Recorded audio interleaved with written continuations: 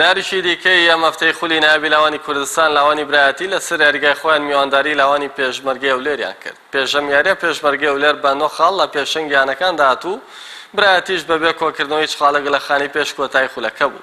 لەگەڵ فیکەی دەستپێکی یارەکە یاریزانانی هەردوویانە لاو لێژانی تۆڕی گۆڵ یەکتر بوون و بەڵام بەبێەوەی هیچ کام لە هەردوویانیان بە ئامانج بگەن و ناوژوان فیکەی کۆتایی نیوە یەکەمی بە یەکسانی هەردوویانە لێدا.